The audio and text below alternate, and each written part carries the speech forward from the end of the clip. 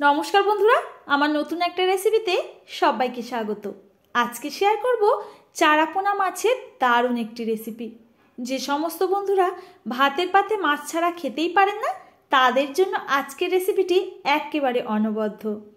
এই রেসিপি থাকলে আর কোনো কিছু লাগবে না। সামান্য তেল আর মশলা দিয়ে তৈরি করা এই রেসিপি খেতে হয় দুর্দান্ত।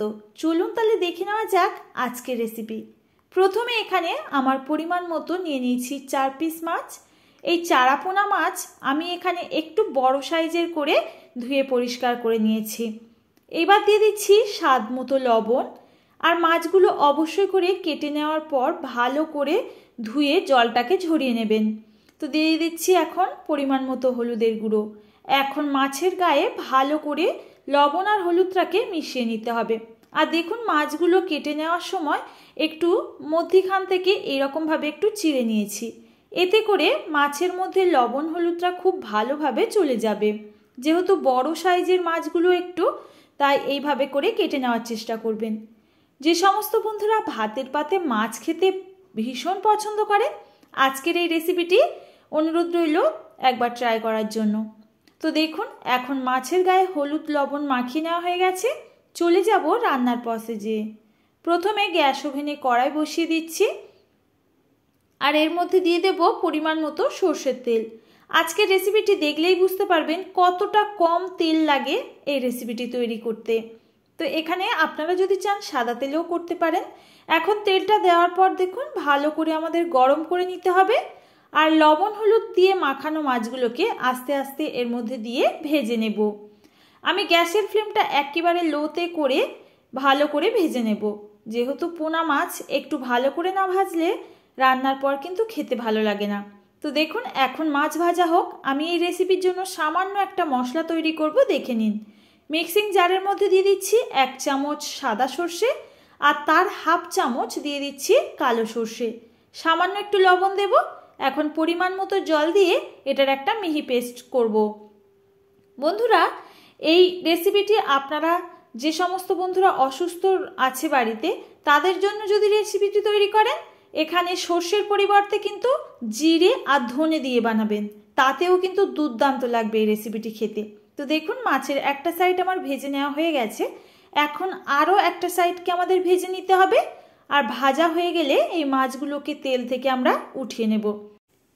আজকের রেসিপিটি পুরো দেখার জন্য অনুরোধ রইল। যে সমস্ত বন্ধুরা আজকে প্রথমবার আমার চ্যানেলে এসেছেন, অবশ্যই চ্যানেলটিকে সাবস্ক্রাইব করে আমার পাশে থাকবেন।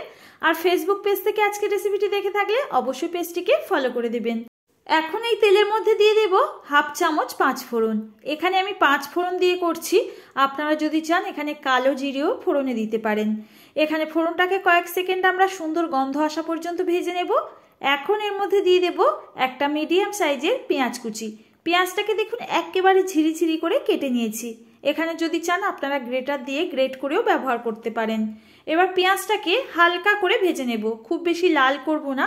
এই মাছের রেসিপিটা রিচ হবে না, একদমই লাইট হবে খেতে। তো দেখুন আমার সোনালি রং আসা পর্যন্ত পেঁয়াজটাকে ভেজে নিয়েছি। এখন এর মধ্যে একটা বড় সাইজের টমেটো কুচি অ্যাড করে দিলাম। দিয়ে দিচ্ছি সামান্য লবণ। অবশ্যই করে এখানে বুঝে লবণটা ব্যবহার করবেন, যেহেতু মাছের তেল ঝাল খুবই অল্প গ্রেভি হয়, তাই লবণটা বুঝে দিয়ে দিলাম। এবার এটাকে ঢাকা দিয়ে আমরা 1 থেকে 1.5 মিনিট গ্যাসের ফ্লেমটা লোতে রেখে দেবো। এতে করে পেঁয়াজ আর টমেটো একেবারে মজে গিয়ে নরম হয়ে যাবে। তো দেখুন ঢাকাটা খুলে দিলাম 1 মিনিট পর। আমাদের টমেটো পুরোপুরি মজে গেছে। এর সঙ্গে আমি কিছু মশলা অ্যাড করছি। হাফ চামচ দিয়ে দিচ্ছি ধনে পাউডার, হাফ চামচ জিরে পাউডার, একটুখানি দিয়ে দিচ্ছি হলুদের গুঁড়ো, আর সামান্য একটু কাশ্মীরি রেড চিলি পাউডার। এবার একটু জল দিয়ে এটাকে আমি কিছুক্ষণ কষিয়ে নেব। যতক্ষণ না মশলার মধ্যে তেলটা ছেড়ে আসছে ততক্ষণ আমাদের কষিয়ে নিতে হবে।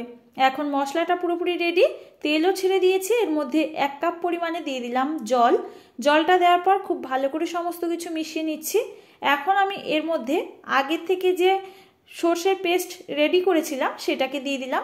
মিক্সিং জারটাকে ধুয়েও একটুখানি জল দিয়ে দিচ্ছি। এখানে দিয়ে দেবো এখন কাঁচা পাকা লঙ্কা। এখানে ঝাল বুঝে আপনারা ব্যবহার করবেন। আর দেখুন ঝোলটা ফুটে উঠেছে, এই সময় আমরা ভেজে রাখা মাছগুলো এর মধ্যে দিয়ে দেব। এখন আমি গ্যাসের ফ্লেমটা একেবারে লো টু মিডিয়ামে করে দেব, আর একটুখানি মাছগুলোকে নাড়াচাড়া করে দিয়ে দিচ্ছি ঝোলের মধ্যে। এখন ঢাকা বন্ধ করে এটাকে আমি 5 মিনিটের জন্য গ্যাসের ফ্লেমটা এইভাবে রেখে রান্না করব। আমাদের মাছগুলো যেহেতু একটু বড় সাইজের, তাই মাছগুলোকে সেদ্ধ করে নিতে হবে। তো দেখুন মাছগুলো এখন প্রায় হয়ে এসছে, ঢাকাটা খুলে দিয়েছি। আর গ্রেভিটা কত সুন্দর দেখতে হয়েছে দেখেই বুঝতে পারছেন।